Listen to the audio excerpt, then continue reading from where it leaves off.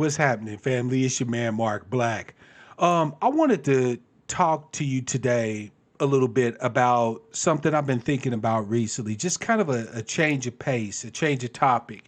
Like I said, there's a few topics I don't normally touch on, like religion and relationships and shit like that, because those topics are usually fairly incendiary. But I want to talk about everything, right? And you guys are here because you want to hear me talk about everything. So today, this broadcast that I'm going to do today is going to be discussing relationships, specifically the need for people to detox when it comes to relationships. First of all, before I get into it, remember, links in the description field below to merchandise to help support my channel, please. It's still needed, it's still desired, and it's still appreciated. There's books there you can purchase, merchandise you could grab, or if you just want to throw a few spare coins your brother's way, please make sure you do that, all right? I also want to give a shout out to Sister Kendra D, also known as DJ Fish Grease. She had a really good topic today about valuation of our inherent sexuality, right? She was speaking on it from specifically a female perspective, but I'm here to provide an additional perspective, a male perspective primarily, but I think a more general perspective. During her conversation, during her broadcast, she spoke about the social dynamics that come into play around sexuality and relationships. But one thing that she hit on that I found really, really interesting was the fact that just like we men complain that women go out and make bad choices sexually or romantically or relationship wise, and then have certain ones of us come behind and pick up the pieces, whether to be stepfathers or to basically fix what they spent decades in some cases breaking. And how we complain about that, how that's a problem. Women actually have the same issue. And the way she broke it down, I thought was extremely, extremely appropriate and necessary. Brothers, let's talk, you and I, together for just a minute, shall we? Now, we all know that because of feminism and things like that, our sisters have gotten this sense of having their cake and eat it too, for lack of a better way to say it, right? Like in today's social milieu, a woman can go out and do whatever she wants. She wants to be a worker, she can be a worker. She wants to be a teacher, she can be a teacher. She wants to be a stay-at-home mom, she can be a stay-at-home mom. That's just in the economic/employment sphere. Right? If she wants to have sex, she can have sex. Nobody's expecting her to wait until, she gets married. If she gets pregnant, her body, her choice. If there's a pregnancy, she could decide to keep it. She could decide to discard it, get rid of it, whatever the case may be, right?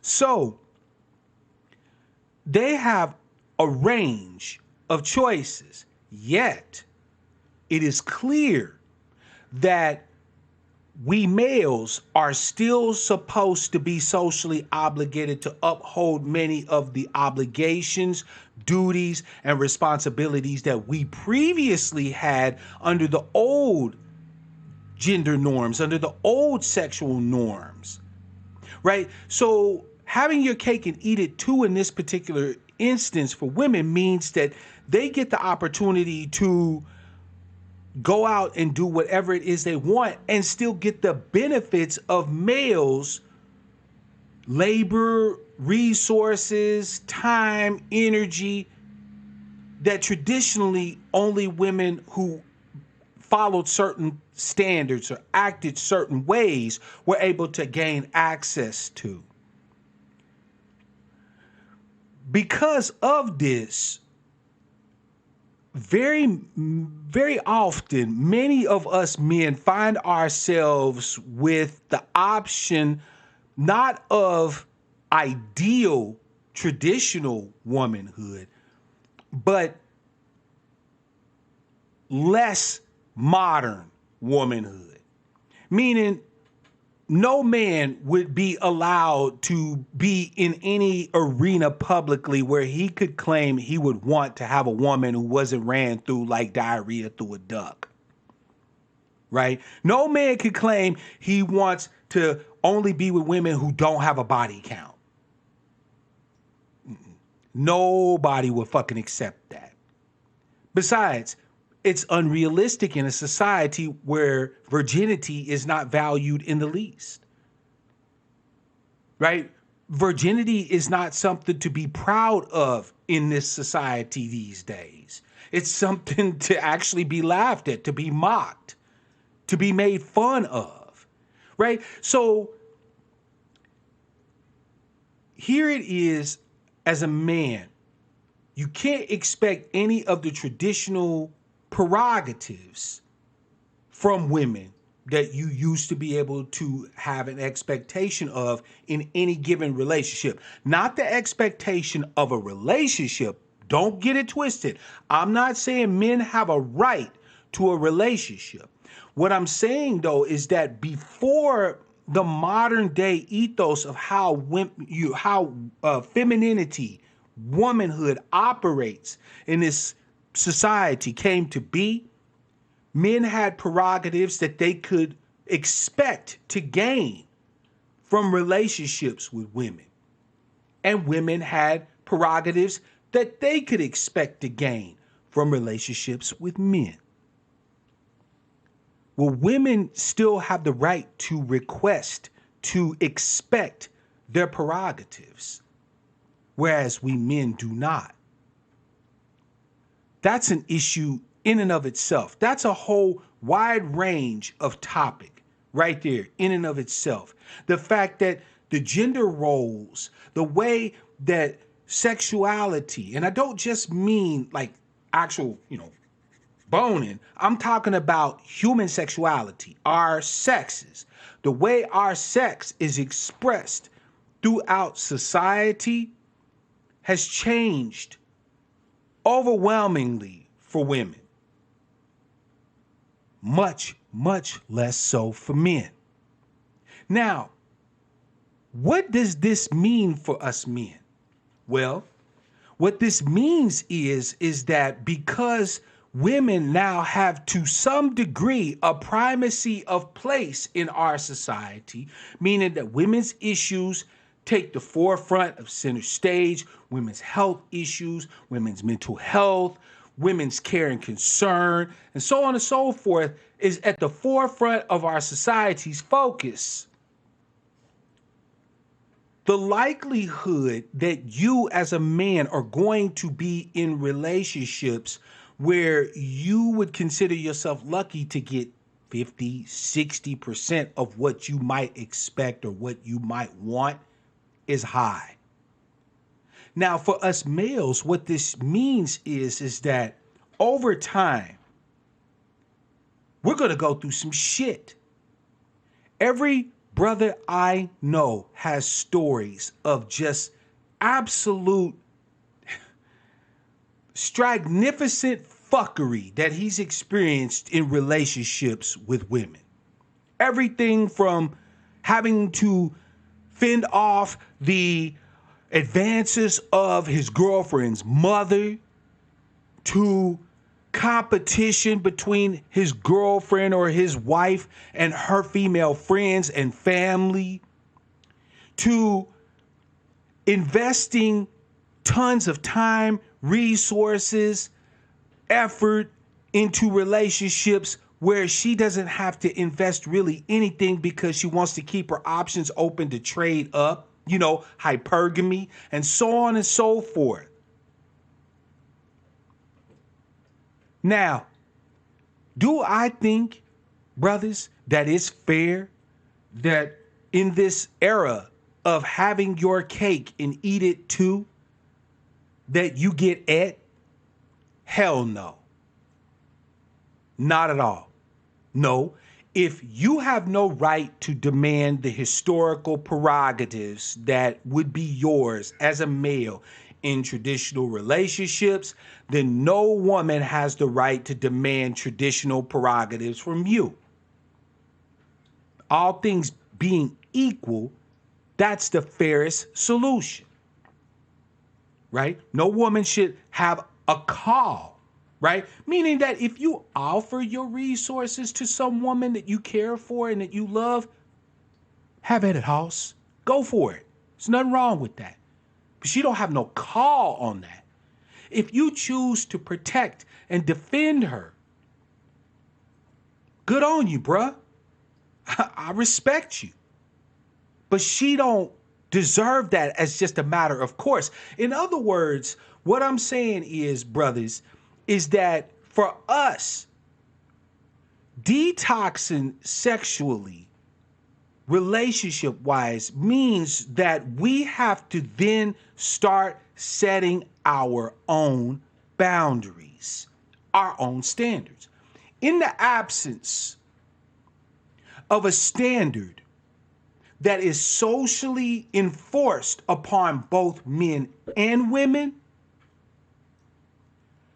then as men, it is incumbent upon us to develop our own personal standards that we adhere to. We have to detoxify. What do I mean by detoxify? It's simply this. At the end of the day, you, my brothers, have to decide what's more important to you in your relationships with women.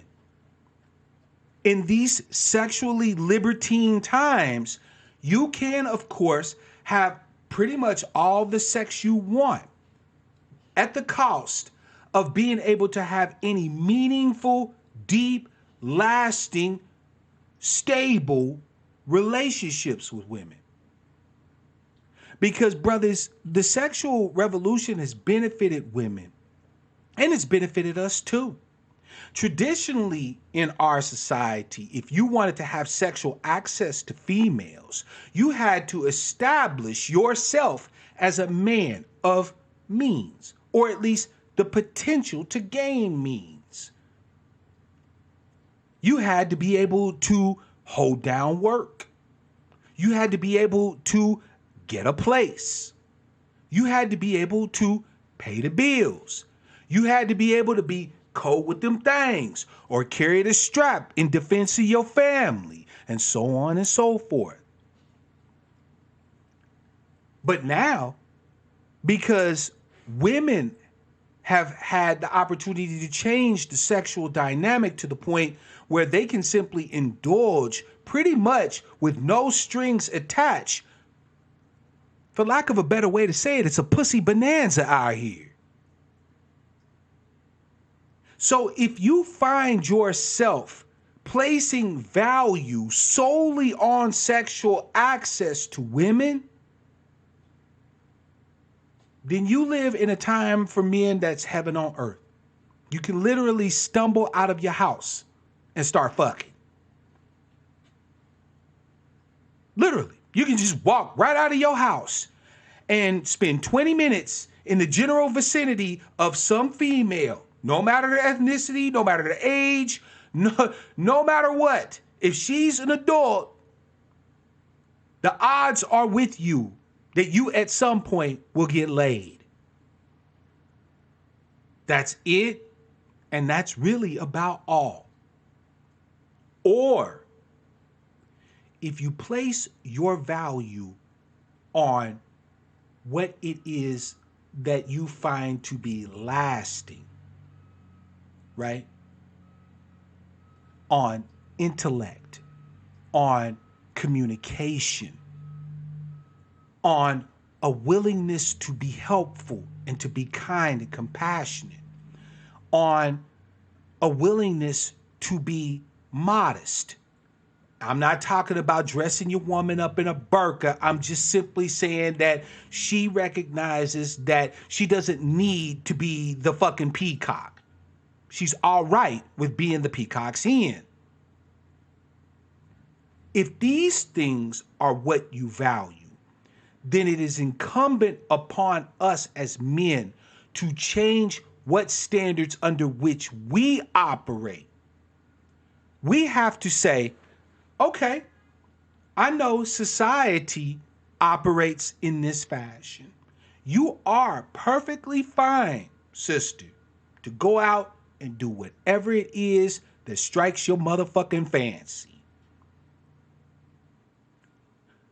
As for me and mine, this is how I am operating. And if you want access to me, you will have to adjust what you do to gain access to me. Plain and simple.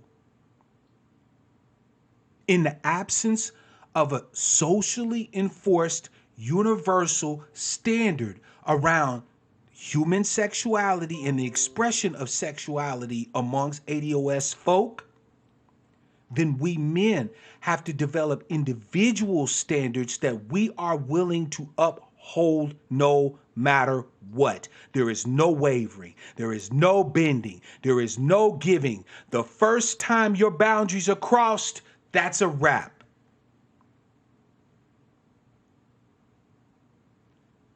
This has the effect of detoxifying the relationship dynamic between the black male, the ADOS male, and the ADOS woman. She still retains all of her socially accepted rights. She can come and go as she please, travel where she likes, does what she wants. She just may not be able to do that with you.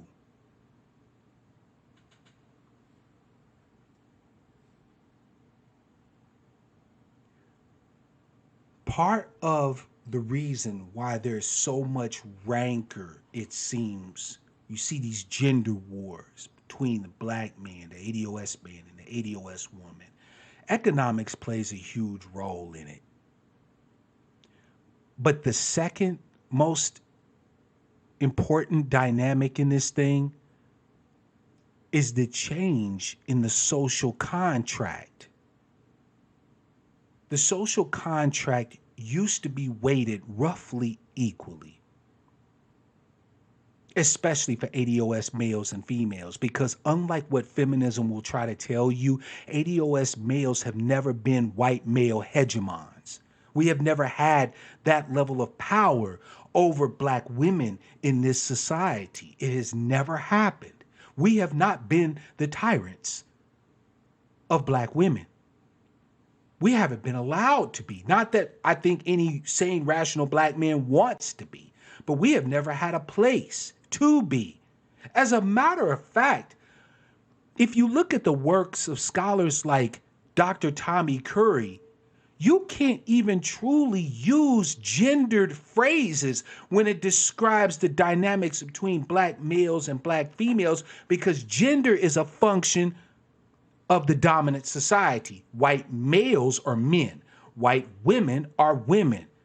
Everyone else are like children at best and like property at worst. So for those of you who've been adhering to the feminist ideology, you've been sold a bill of goods. Black men are not patriarchs. However, I will say this.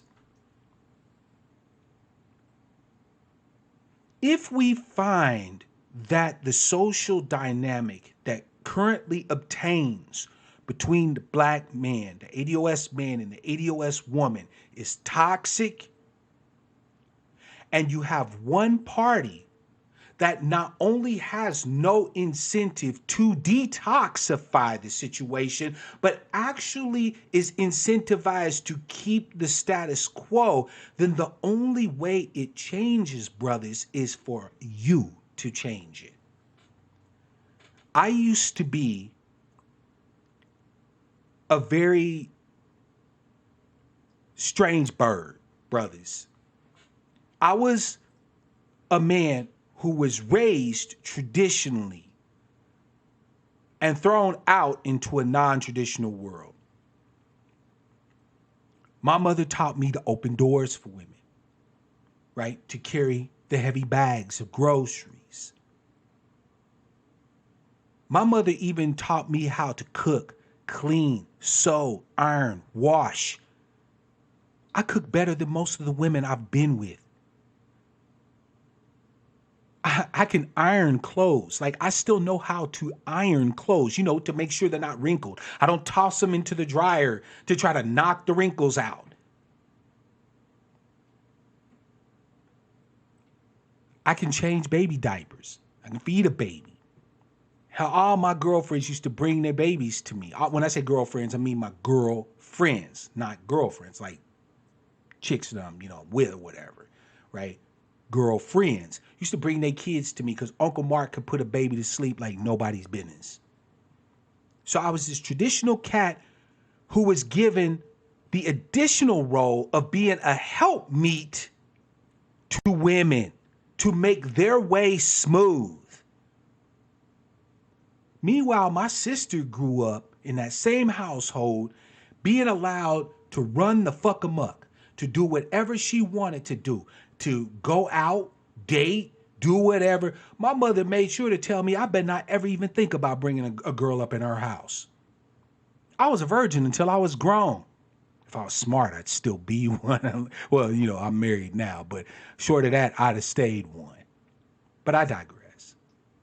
My mother made it clear. No sexual interactions with no girls up in this house. But my sister and her friends was all up in the house doing what they do, kicking it, having dudes over, doing whatever, going, leaving, coming, going whenever. And this was when they was teens.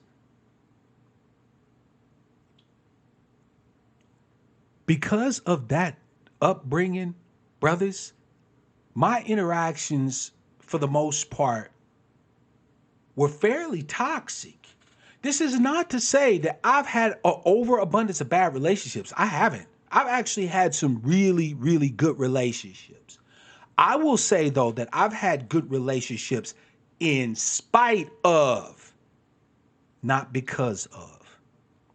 There was one thing that I lacked, and it made my 20s, and it made the early part of my 30s pure hell when it came to dealing with women. Because as a human being, there were things, these inchoate things that I wanted, right? These things that were inside of me but unvoiced. Like, I wanted to be able to have a woman I could communicate with. That every fucking talk or discussion wasn't a fight or a disagreement. I'm a pretty smart cat. So I figured that if you are disagreeing with me, it is because you have better data than I have. Not just because you don't want to fucking accept that I'm right. I wanted communication. Communication. Talking back and forth. Conversation.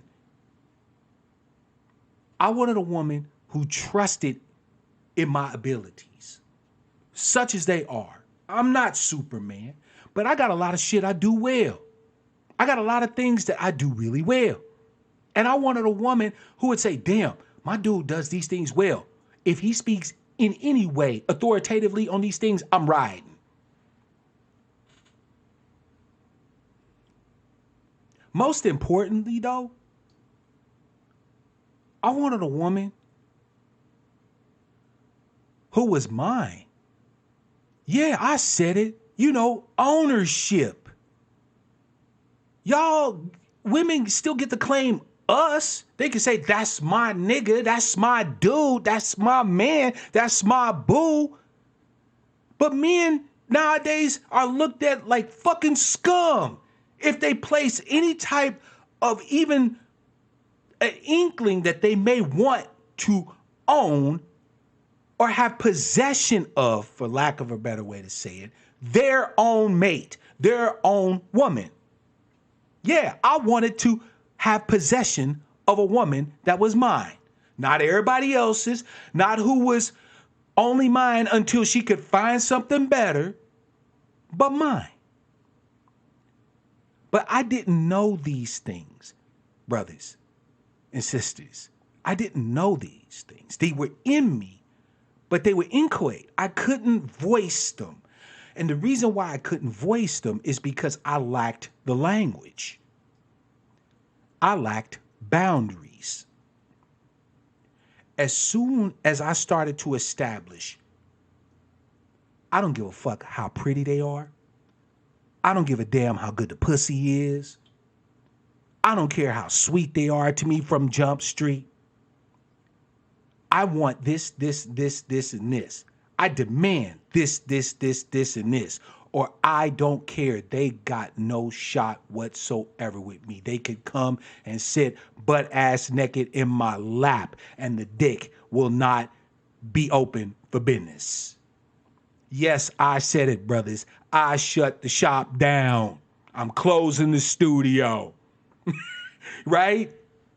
Until I made standards, set boundaries that made it clear that unless what I wanted from a relationship was going to be given, that there would be no relationship, shit's been good. Shit, I've been in peace.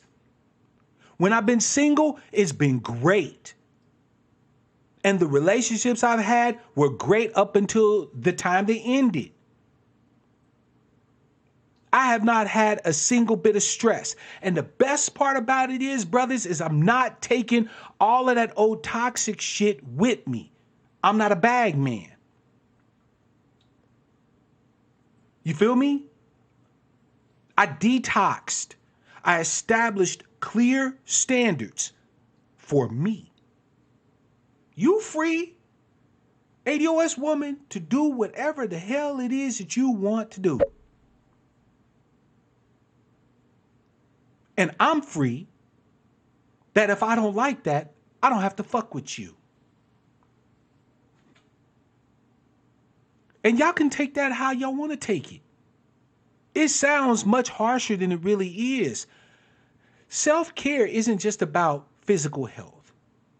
It's about emotional health too. And you have to maintain your emotional integrity by understanding that emotions like platinum, like gold, have value relative to their scarcity. Not everybody should be getting your best everything. Some motherfuckers don't deserve it. Oh, they'll talk a good game. They'll play a good game.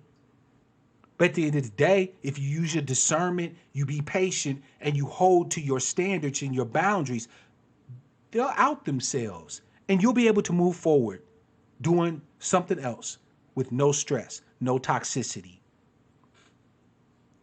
Family, if you think our relationships are toxic, that there really is some validity to the ADOS male-female combat or war, I can tell you right now for a certainty that this shit would change tomorrow if just one thing was different. And that was that we actually told each other the truth. Sisters, you know your man ain't been no damn hegemon, ain't been no damn, tyrant around the house. The little respect our grandfathers got and some of our fathers got was because of their utility, not because of their personal power. They had respect. They got the big piece of chicken. They got the seat at the head of the table relative to how much service they could provide to the family. Y'all know it wasn't because they was no bosses. Sure, he'd get mad. He might hit you. That shit sucks. I'm not condoning it. But if you got a decent motherfucker, and the worst you might expect is if you pop off a crack wise, that they take the belt and slap your ass with it, it could be a hell of a lot worse. Trust me, it could be a hell of a lot worse. This motherfucker could be ruining your entire life, like some of these really toxic motherfuckers out here. Brothers, establish your boundaries, set discipline for yourself. Don't do it. See, here's the thing. This can't work, brothers, if you're doing it to just try to get pussy. It ain't gonna work. Females, ladies, women, sisters, I love you, but let's keep it a buck. The value of pussy is in the toilet. When anybody's out here giving it away like the shit's candy, it ain't really all that goddamn great. It's not all it's cracked up to be. Not to mention, brothers, you actually are hurting yourself. You thinking that you're sitting at a smorgasbord. Oh, fuck that bitch, man. You know, they like buses. 15 minutes, a new one will come through. But you really are gimping yourself. Because if all the interaction you're ever used to having with women involves how easy or how quickly it is to get their ass into the sack, when you run across one that's actually halfway decent, that's really dope, that's a damn unicorn, you don't have the fucking social skills and know what you're looking at. You don't even know how to see what's in front of you. When your relationships have involved fighting just because you feel like fighting that goddamn day, right? Excitement, mad excitement, like, oh shit, I got chlamydia. How the fuck did I get this? You know, when your relationships have involved all this crazy shit, when you actually get to an eye in the center of the storm, you may not know how to recognize that you're in the eye of the storm. You're in the safe place. You can ride a hurricane out as long as you can stay within the center of the storm, the eye of the storm. When you find that decent sister who's worth your time and effort because of your toxic ass relationships that you've been having, you don't know how to treat her. So you're basically gimping yourself by going through the coochie carousel. It may seem fun at first, and when you're young and hot-blooded, you think you died and went to heaven. You can go out with a female on the weekend to a movie, to a $10 matinee movie, and be fucking that afternoon. Great. And then what? And then what, bruh? If that's all you want out of life, I pity you. Set yourself some standards, man. Set yourself up with some discipline. Look, give me 21 to do all over again, and women wouldn't even be on the radar. Not because I'm gay or anything like that. I love women. But they wouldn't even be on the radar. I got too much shit to do. I got to get out here and work. And I'm not talking about employment. I'm talking about social change. I got a whole host of things that I need to see different in this society. Women will be there, brothers. I'm going to finish this up because I didn't want to keep it going for too long. But what I will say is this. You'll never lose pussy by chasing dignity and self-respect. But you can lose dignity and self-respect by chasing pussy. And sisters, it's the same with dicks. Ain't no sister ever lost by desiring dignity and self-respect over dick. But many have lost dignity and self-respect chasing dick. That's all I wanted to say, family. It's your man, Mark Black. I hope you like this one. Hit me with the thumbs or the hater button. Again, please click the links in the description field to show your brother some love. And be prepared for your sucker-free Saturday, which will be live. And until I talk to you again, I want to wish you all love, peace, prosperity, and power. Real power to our people.